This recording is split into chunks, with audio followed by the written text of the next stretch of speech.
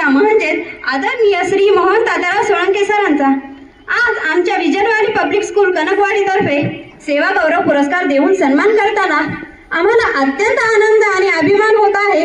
सरांना पुढील निरोगी आणि आनंदी आयुष्यासाठी आमच्या संपूर्ण शाळेतर्फे आणि आष्टी परिसराच्या वतीने लाख लाख शुभेच्छा। धन्यवाद। जय हिंद, जय महाराष्ट्र।